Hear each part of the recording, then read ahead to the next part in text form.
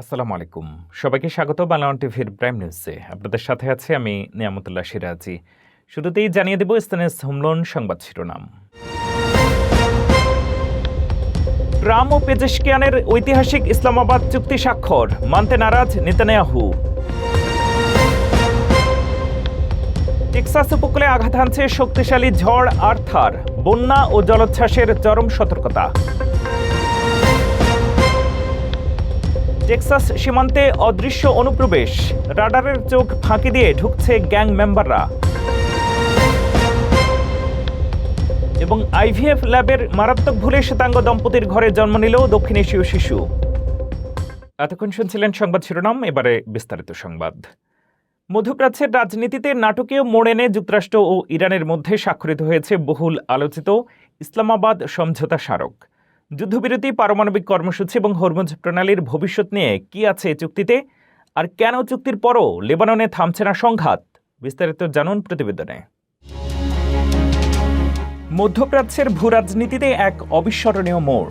সব জল্পনা কল্পনার অবসান ঘটিয়ে অবশেষে মার্কিন প্রেসিডেন্ট ডোনাল্ড ট্রাম্প এবং ইরানের প্রেসিডেন্ট মাসুদ পেজেশকিয়ান ঐতিহাসিক ইসলামাবাদ সমঝোতা স্মারকে ডিজিটাল সই করেছেন।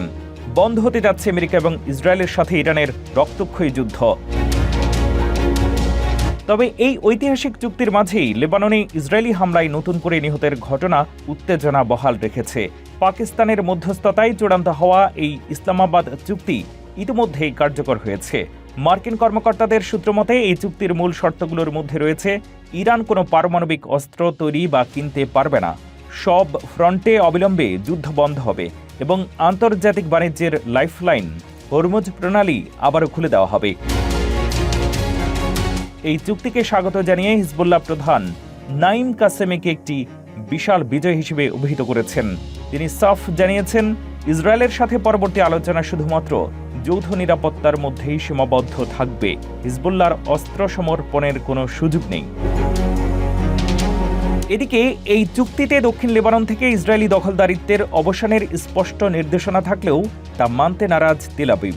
চুক্তি স্বাক্ষরের পরেও দক্ষিণ লেবানন ইসরায়েলি আগ্রাসন ও বিমান হামলা অব্যাহত রয়েছে, যেখানে নতুন করে আরও এক লেবানিজ নাগরিক প্রাণ হারিয়েছেন। ইসরায়েলি প্রধানমন্ত্রী বেনিয়ামিন নেতানিয়াহু আগেই ঘোষণা দিয়েছিলেন, হিজবুল্লাহকে পুরোপুরি নির্মূল না করা পর্যন্ত তারা সেনা প্রত্যাহার করবেন না। আমেরিকা ও ইরানের এই ঐতিহাসিক চুক্তি কি পারবে মধ্যপ্রাচ্যে সম্পূর্ণ যুদ্ধবিরতি নিশ্চিত করতে, নাকি ইসরায়েলের এই একমুখী হামলা নতুন কোনো সংঘাতের জন্ম দেবে? শক্তিশালী ক্রান্তীয় ঝড় আর্থার টেক্সাস উপকূলে আঘাত হানার আগেই শুরু হয়েছে জলোচ্ছ্বাস, ঝড়ো হাওয়া ও ভারী বৃষ্টিপাত। বন্যার ঝুঁকিতে রয়েছে বিস্তীর্ণ এলাকা, আর প্রশাসন জারি করেছে সর্বোচ্চ সতর্কতা। কতটা শক্তিশালী এই ঝড়, কোন কোন এলাকায় সবচেয়ে বেশি ঝুঁকিতে এবং কি প্রস্তুতি নেওয়া হচ্ছে, জানুন বিস্তারিত রিপোর্টে। আমেরিকার টেক্সাস উপকূলে অফিসিয়ালি আছড়ে পড়তে যাচ্ছে শক্তিশালী ক্রান্তীয় ঝড় আর্থার। টেক্সাস উপকূলের মাঝামাঝি এলাকায় ঘনীভূত হওয়া এই ঝড়ের প্রভাবে ইতিমধ্যেই শুরু হয়েছে প্রবল জলোচ্ছ্বাস ও ঝড়ো হাওয়া। টেক্সাস ও পার্শ্ববর্তী লুজিয়ানা অঙ্গরাজ্যে জারি করা হয়েছে আকস্মিক বন্যার চরম সতর্কতা। ঝড়টি টেক্সাসের পোর্ট আর্থার এলাকায় ল্যান্ডফল বা আঘাত হানার আগেই এর প্রভাব স্পষ্ট হতে শুরু করেছে। গ্যালভেস্টন এলাকায় সর্বোচ্চ প্রায় 64 মাইল গতি ঘণ্টা বেগে ঝড়ো হাওয়া বয়ে গেছে। উপকূলীয় এলাকাগুলোতে ইতিমধ্যে প্রায় 2 ফুটের মতো জলোচ্ছ্বাস বা স্টর্ম সার্জ দেখা দিয়েছে, যার ফলে নদীর পানি উপচে আবাসিক এলাকা এবং পার্কিং লটগুলোতে ঢুকতে শুরু করেছে। পরিস্থিতি মোকাবেলায় স্থানীয় প্রশাসন বালুর বস্তা বা স্যান্ড ব্যাগ বিতরণ কেন্দ্র স্থাপন করেছে, যেখান থেকে বাসিন্দারা তাদের বাড়িঘর সুরক্ষায় প্রস্তুতি নিচ্ছেন। টেক্সাসে গত রবিবার থেকেই টানা বৃষ্টিপাত চলায় এই নতুন ঝড় পরিস্থিতিকে আরও ভয়াবহ করে তুলেছে। এর মধ্যে রাজ্যের 2/3 এলাকা অতিরিক্ত বৃষ্টিপাতে প্লাবিত হয়েছে। বেশ কিছু গাড়ি পানিতে তলিয়ে গেছে এবং বন্যায় দুর্ভাগ্যবশত 2 জনের প্রাণহানির খবর পাওয়া গেছে। জাতীয় আবহাওয়া দপ্তর সতর্ক করেছে যে ঝড়টি ঠিক কোথায় আঘাত হানছে তার চেয়েও বড় উদ্বেগের বিষয় হলো এর আউটার ব্যান্ড বা বাইরের মেঘমালার কারণে তৈরি হওয়া ভারী বৃষ্টিপাত। একটি নির্দিষ্ট সংকীর্ণ এলাকায় একটানা রেকর্ড পরিমাণ বৃষ্টিপাতের ফলে বিপর্যয় আরও বাড়তে পারে। আপাতত কোনো বাধ্যতামূলক উচ্ছেদ বা ইভাকুয়েশন অর্ডার জারি করা না হলেও বাসিন্দাদের কয়েকদিনের খাবার ও প্রয়োজনীয় সামগ্রী মজুত রাখার এবং বিদ্যুৎ বিভ্রাটের জন্য প্রস্তুত থাকার পরামর্শ দেওয়া হয়েছে। টেক্সাস পার হয়ে এই ঝড় লুইজিয়ানা সহ আশেপাশের রাজ্যগুলোতেও ব্যাপক ক্ষয়ক্ষতি ও ভারী বৃষ্টিপাত ঘটাতে পারে বলে পূর্বাভাসে দেওয়া হয়েছে। প্রকৃতির এই রুদ্র রূপের মুখে টেক্সাসবাসী এখন সর্বোচ্চ সতর্কতা অবলম্বন করছেন। যুক্তরাষ্ট্রের টেক্সাস সীমান্তে এক দৃশ্যত শান্ত পরিবেশ বিরাজ করলেও পর্দার আড়ালে তৈরি হয়েছে নতুন এক জটিল সংকট। ট্রাম্প প্রশাসনের কড়া নজরদারির মধ্যেই অনুপ্রবেশকারীরা এখন অভিনব উপায়ে রাডার ফাঁকি দিয়ে যুক্তরাষ্ট্রে প্রবেশ করছে। এই অদৃশ্য অনুপ্রবেশ এবং মাঠ পর্যায়ের আসল পরিস্থিতির বিস্তারিত জানুন রিপোর্টে। যুক্তরাষ্ট্রের টেক্সাস সীমান্ত, বিশেষ করে 2023 সালে যে ঈগল পাস এলাকাটি ছিল বর্ডার ক্রাইসিসের মূল কেন্দ্রবিন্দু, 2026 সালে এসে তার বাহ্যিক রূপ অনেকটাই শান্ত। ট্রাম্প প্রশাসন দাবি করছে সীমান্ত এখন সম্পূর্ণ নিরাপদ, তবে মাঠ পর্যায়ের আইন প্রয়োগকারী সংস্থাগুলো দিচ্ছে ভিন্ন সতর্কবার্তা। তারা বলছে অবৈধ অনুপ্রবেশ কমেনি, বরং এর ধরন বদলে গেছে। এক অনুসন্ধানী অভিযানে দেখা যায়, আগে যেখানে প্রতিদিন হাজার হাজার অভিবাসী আন্তর্জাতিক ব্রিজের নিচে এসে নিজে থেকে আত্মসমর্পণ করত, এখন সেই সংখ্যা দৈনিক মাত্র 10 থেকে 20 জনে নেমে এসেছে। কিন্তু বিপজ্জনক বিষয় হলো, এখন যারা পার হচ্ছে তারা ধরা দিতে নয়, বরং মার্কিন বুক থেকে চিরতরে হারিয়ে যেতে চাইছেন। সম্প্রতি একটি হোটেল বা স্ট্যাশ হাউস থেকে 4 জন হন্ডুরাসের নাগরিককে গ্রেফতার করা হয়, যাদের মধ্যে 2 জন কুখ্যাত গ্যাং মেম্বার। এছাড়া গত সপ্তাহে ঈগল পাসের একটি চেক পয়েন্টে একটি ট্রাকের গোপন কামরা থেকে চীন, ভিয়েতনাম এবং হাইতির 22 জন নাগরিককে উদ্ধার করা হয়, যাদের পালানোর কোনো পথই ছিল না। শেরিফ ডেপুটিরা জানান, এখন প্রতিদিন গড়ে 48 জন অভিবাসী কোনো রেকর্ড ছাড়াই রাডারের চোখ ফাঁকি দিয়ে যুক্তরাষ্ট্রে ঢুকে পড়ছে, যাদের সংখ্যা চলতি অর্থ বছরে ইতিমধ্যেই 10,000 ছাড়িয়েছে। গভর্নর অ্যাবটের অপারেশন লোন স্টারের অধীনে স্থানীয় ও ফেডারেল পুলিশ যৌথভাবে কাজ করলেও এই অদৃশ্য অনুপ্রবেশকারীদের ট্র্যাক করা এখন তাদের জন্য সবচেয়ে বড় চ্যালেঞ্জ হয়ে দাঁড়িয়েছে। আমেরিকায় জন্মালেই নাগরিকত্ব, দীর্ঘদিনের এই প্রতিষ্ঠিত ধারণা এখন নতুন আইনি চ্যালেঞ্জের মুখে। ট্রাম্প প্রশাসনের পদক্ষেপ এবং সুপ্রিম কোর্টের সম্ভাব্য সিদ্ধান্ত নিয়ে উদ্বিগ্ন অধিকার কর্মী ও অভিবাসী পরিবারগুলো। কি হতে পারে এর বাস্তব প্রভাব, জানুন বিস্তারিত। যুক্তরাষ্ট্রের জন্মসূত্রে নাগরিকত্ব বা বার্থ রাইট সিটিজেনশিপ নিয়ে বড় ধরনের আইনি বিতর্ক এখন পৌঁছেছে সুপ্রিম কোর্টে। বিষয়টি ঘিরে উদ্বেগ তৈরি হয়েছে লাখো অভিবাসী পরিবারের মধ্যে, যাদের সন্তানরা যুক্তরাষ্ট্রে জন্মগ্রহণ করেও ভবিষ্যৎ নাগরিকত্ব হারানোর ঝুঁকিতে পড়তে পারে। কলোরাডোতে বসবাসকারী একজন মা বলেন, তার ছেলে ডেভিড যুক্তরাষ্ট্রে জন্মানো একজন পুরোপুরি আমেরিকান শিশু, কিন্তু তিনি আশঙ্কা করছেন আদালতের আসন্ন রায় তার পরিবারের ভবিষ্যৎ বদলে দিতে পারে। বিতর্কের কেন্দ্রবিন্দুতে রয়েছে সংবিধানের 14তম সংশোধনী, যেখানে বলা আছে যুক্তরাষ্ট্রে জন্মগ্রহণকারী প্রায় সবাই স্বয়ংক্রিয়ভাবে নাগরিকত্ব পায়। তবে বর্তমান মামলায় প্রশ্ন উঠেছে, যাদের বাবা মা বৈধ কাগজপত্র ছাড়া যুক্তরাষ্ট্রে ছিলেন, তাদের সন্তানদের ক্ষেত্রেও কি এই নীতি প্রযোজ্য হবে? প্রেসিডেন্ট ডোনাল্ড ট্রাম্প 2025 সালে একটি নির্বাহী আদেশ জারি করেন, যেখানে কিছু ক্ষেত্রে জন্মসূত্রে নাগরিকত্ব সীমিত করার উদ্যোগ নেওয়া হয়। সমর্থকদের দাবি এটি অবৈধ অভিবাসন বা বার্থ ট্যুরিজম নিয়ন্ত্রণে সহায়তা করবে। অন্যদিকে অধিকার কর্মীরা বলছেন, এই সিদ্ধান্ত কার্যকর হলে বছরে প্রায় 2.5 লাখ শিশু রাষ্ট্রহীন হয়ে পড়তে পারে এবং কোটি মানুষের নাগরিকত্ব অনিশ্চয়তার মুখে পড়বে। আইন বিশেষজ্ঞরা মনে করছেন, এই রায় শুধু অভিবাসন নীতি নয়, বরং যুক্তরাষ্ট্রের নাগরিকত্বের মৌলিক সংজ্ঞাকেই নতুনভাবে নির্ধারণ করতে পারে। ফলে দেশ জুড়ে তৈরি হয়েছে গভীর উদ্বেগ ও রাজনৈতিক উত্তেজনা। যুক্তরাষ্ট্রের ইমিগ্রেশন ডিটেনশন সেন্টারগুলোতে ট্রাম্প প্রশাসনের কঠোর নীতি ও লাকেন রাইলি অ্যাক্ট কার্যকরের পর বন্দির সংখ্যা ব্যাপকভাবে বেড়েছে। তবে তদারকির অভাব ও চরম চিকিৎসার অবহেলায় সেখানে অভিবাসী মৃত্যুর হার পূর্বের তুলনায় দ্বিগুণেরও বেশি বৃদ্ধি পেয়েছে, যা দেশের ভিতরে এক তীব্র মানবিক সংকট ও পদ্ধতিগত প্রশ্ন তৈরি করেছে। যুক্তরাষ্ট্রের ইমিগ্রেশন ডিটেনশন সেন্টারগুলোতে বন্দী অভিবাসীদের মৃত্যুর হার আশঙ্কাজনকভাবে বৃদ্ধি পেয়েছে। ডোনাল্ড ট্রাম্পের দ্বিতীয় মেয়াদে শুরু হওয়া গণবিতারণ অভিযানের পর থেকে পরিস্থিতি আরও সংকটাপন্ন হয়ে উঠেছে। রয়টার্সের এক অনুসন্ধানী প্রতিবেদনে দেখা গেছে, 2025 সালের জানুয়ারি থেকে এ পর্যন্ত অন্তত 50 জন অভিবাসী মার্কিন হেফাজতে মারা গেছেন। পরিসংখ্যান অনুযায়ী 2009 থেকে 2024 সাল পর্যন্ত প্রতি 3,848 জন বন্দীর বিপরীতে বছরে গড়ে একটি মৃত্যুর ঘটনা ঘটত। কিন্তু বর্তমানে সেই মৃত্যুর হার দ্বিগুণেরও বেশি বেড়ে প্রতি 1,630 জনই দাঁড়িয়েছে। বিশেষজ্ঞরা বলছেন, বাছ বিচার ছাড়াই অসুস্থ ও চিকিৎসাগতভাবে ঝুঁকিপূর্ণ ব্যক্তিদের আটকে রাখা এবং জরুরি চিকিৎসায় চরম অবহেলার কারণেই এই প্রতিরোধযোগ্য মৃত্যু বাড়ছে। মৃতদের মধ্যে 21 জনকে সেলে মৃত এবং সম্পূর্ণ অচেতন অবস্থায় পাওয়া গেছে, যার মধ্যে 10টিই ছিল আত্মহত্যা। ভিয়েতনামী নাগরিক তুয়ান ভ্যান বুইয়ের মতো অনেক বন্দী অসুস্থ হয়ে লুটিয়ে পড়ার পরও চিকিৎসা কর্মীরা পৌঁছাতে 25 মিনিট পর্যন্ত দেরি করেছে। অন্যদিকে পূর্বের আত্মহত্যার রেকর্ড গোপন করে চীনা নাগরিক চাওফেং গেকে সাধারণ সেলে রাখায় তিনি বাথরুমে গলায় ফাঁস দেন। বাইডেন আমলের মানবিক নীতিমালা বাতিল করে লাকেন রাইলি অ্যাক্ট পাশের পর থেকে ছোটখাটো অপরাধে অভিবাসীদের কঠোরভাবে আটক করা হচ্ছে। ফলে ডিটেনশন সেন্টারগুলোতে বন্দীর সংখ্যা 1,70,000-এ পৌঁছায়। হোমল্যান্ড সিকিউরিটি বিভাগ এই পরিবেশকে মানবিক দাবি করলেও পর্যাপ্ত তদারকি ও চিকিৎসার অভাবে বন্দিশালাগুলো এখন অভিবাসীদের জন্য একটি মৃত্যু ফাঁদে পরিণত হয়েছে। যুক্তরাষ্ট্রের নিউ ইয়র্কে রোহিঙ্গা শরণার্থী শাহ আলমের রহস্যজনক মৃত্যুর ঘটনায় ক্ষোভে ফুঁসছে স্থানীয় কমিউনিটি। প্রশাসনিক অবহেলা এবং সমন্বয়হীনতার অভিযোগে তার পরিবারের পক্ষ থেকে বিচার ও জবাবদিহিতা দাবি করা হয়েছে। এ বিষয়ে পিটিশন জমা পড়েছে কাউন্টি আইনসভায়, আর প্রকাশ্য শুনানির দাবিও জোরালো হচ্ছে। বিস্তারিত আরও জানুন প্রতিবেদনের পরবর্তী অংশে।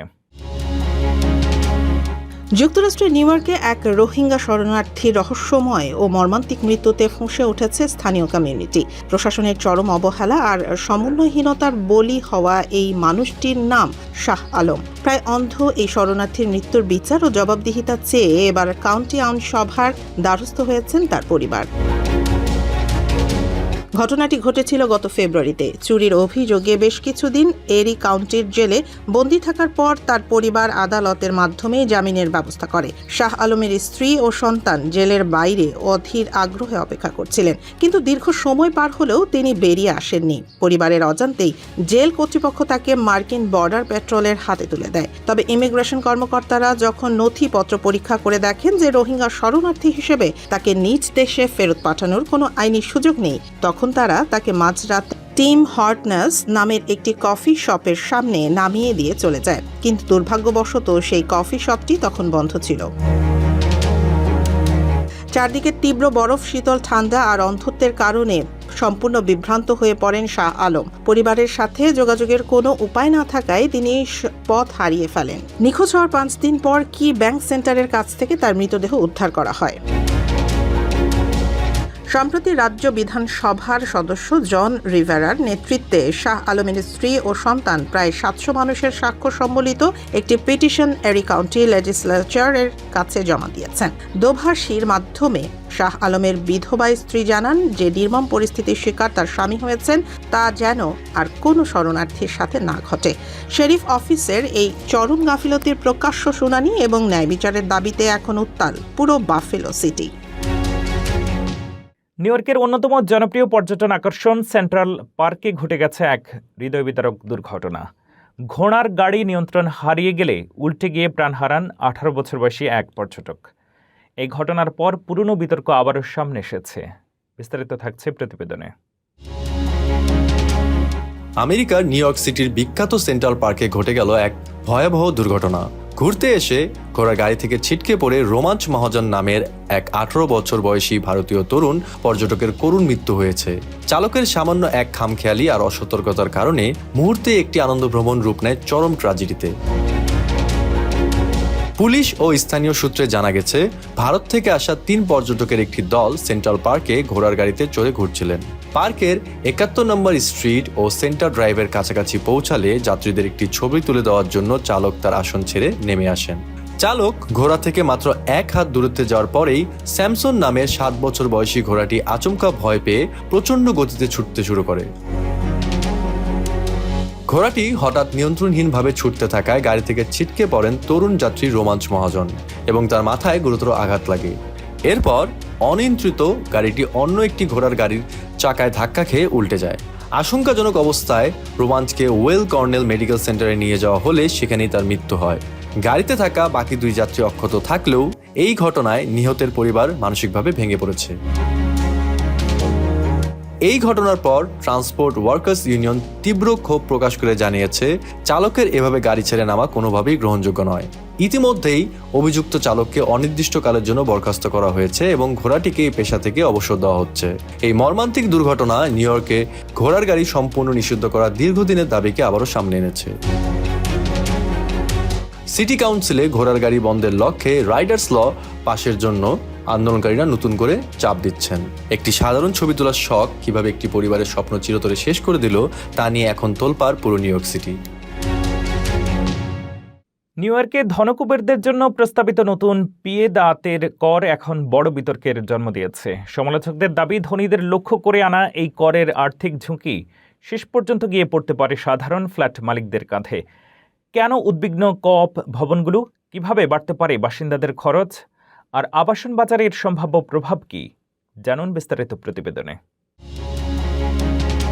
New York city real estate খাতে নতুন এক আইনি জটিলতা তৈরি করেছে গভর্নর ক্যাথি হুকল ও মেয়র জোহরান মামদানির প্রস্তাবিত পিএ দাঁতের বা বিলাসবহুল দ্বিতীয় আবাসন কর। মূলত ধনকুবেরদের লক্ষ্য করে এই করের ঘোষণা দেওয়া হলেও এর গ্যাড়াকলে পড়তে যাচ্ছেন সাধারণ ফ্ল্যাট মালিকরা। সমস্যাটি মূলত তৈরি হয়েছে নিউ ইয়র্কের আবাসন সমবায় বা কো-অপ বিল্ডিংগুলোর অভ্যন্তরীণ কাঠামোর কারণে।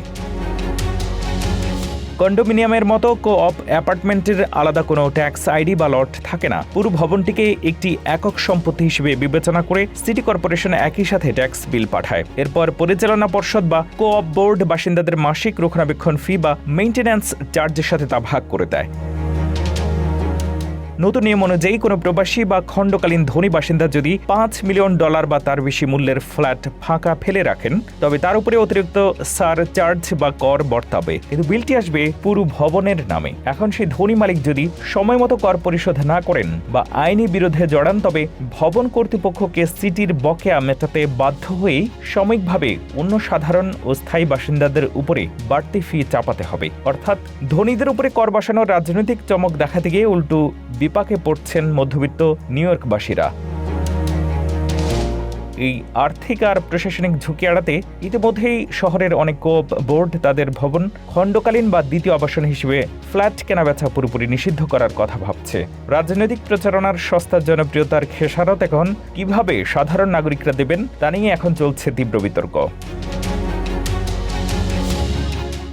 আইভিএফ ক্লিনিকের এক ভয়াবহ ভুলে ফ্লোরিডার এক শ্বেতাঙ্গ দম্পতির ঘরে জন্ম নেয় দক্ষিণ এশীয় বংশোদ্ভূত এক কন্যা সন্তান। ডিএনএ টেস্টে ভুল ভ্রূণ প্রতিস্থাপনের সত্যটি সামনে আসতেই বিশ্বজুড়ে তোলপাড় সৃষ্টি হয়। আইনগত জটিলতার কারণে জন্মদাত্রী মা বাবা শিশুর কাস্টডি পেলেও জেনেটিক মা বাবাও শিশুটির জীবনের অংশ হিসেবে থাকবেন বলে চুক্তি হয়েছে। এই মারাত্মক ভুলের পর শিশুটির ভবিষ্যৎ এবং দুই পরিবারের মধ্যকার নাটকীয় আইনি চুক্তি নিয়ে বিস্তারিত থাকছে প্রতিবেদনে। চিকিৎসা বিজ্ঞানের এক চরম অবহেলা আর গাফিলতিতে ওলটপালট হয়ে গেল দুটি পরিবারের জীবন। আইভিএফ বা কৃত্রিম গর্ভধারণের এক ভয়ঙ্কর ভুল এখন আন্তর্জাতিক সংবাদ মাধ্যমের শীর্ষ শিরোনাম। যুক্তরাষ্ট্রের ফ্লোরিডায় টিফানি স্কোর এবং স্টিভেন মিলস নামের এক শ্বেতাঙ্গ দম্পতি দীর্ঘ প্রতীক্ষার পর জন্ম দেন এক কন্যা সন্তান। কিন্তু আনন্দের মুহূর্তটি মুহূর্তেই রূপ নেয় চরম বিস্ময় আর আতঙ্কে। সন্তান শ্বেতাঙ্গ দম্পতির হলেও নবজাতকের চেহারায় ছিল সম্পূর্ণ ভিন্নতা। পরবর্তীতে জেনেটিক পরীক্ষায় বেরিয়ে আসে এক নির্মম সত্য: শিশুটি শতভাগ দক্ষিণ এশীয় বংশোদ্ভূত। অরল্যান্ডোর ফার্টিলিটি ক্লিনিক ল্যাবে ভুলবশত অন্য এক দম্পতির ভ্রূণ এই শ্বেতাঙ্গ নারীর জরায়ুতে প্রতিস্থাপন করেছিল। এরপর শুরু হয় শিশুটির আসল বা জৈবিক মা বাবার সন্ধান। অবশেষে সন্ধান মেলে সেই দক্ষিণ এশীয় দম্পতির, যারা নিজেদের সন্তান অন্য ঘরে জন্ম নেয়ার খবর শুনে স্তব্ধ হয়ে যান। আইনি লড়াইয়ের পর দুটি পরিবার অবশেষে একটি যৌথ কাস্টাডি চুক্তিতে পৌঁছায়। ফ্লোরিডার আইন অনুযায়ী যিনি সন্তান জন্ম দেন তিনি আইনি মা। ফলে শিশুর সেয়া লালন পালনের দায়িত্ব জন্মদাত্রী শ্বেতাঙ্গ মায়ের কাছেই থাকছে। তবে আসল জৈবিক পিতামাতাও শিশুটির জীবনের অংশ হিসেবে থাকবেন। এই ঘটনার পর অভিযুক্ত ফার্টিলিটি ক্লিনিকটি স্থায়ীভাবে বন্ধ করে দেওয়া হয়েছে। জন্ম নেয়া মা নাকি নিজের রক্ত, এই দুইয়ের টান আর ক্লিনিকের এক মারাত্মক ভুলে দুটি পরিবার আজ আজীবন এক অদ্ভুত ও বেদনাবিধুর সম্পর্কে বাধা পড়ল। এ ছিল বাংলা টিভির প্রাইম নিউজে। পরবর্তী প্রাইম নিউজ দেখার আমন্ত্রণ জানিয়ে শেষ করছি এখানেই। এতক্ষণ সাথে থাকার জন্য ধন্যবাদ।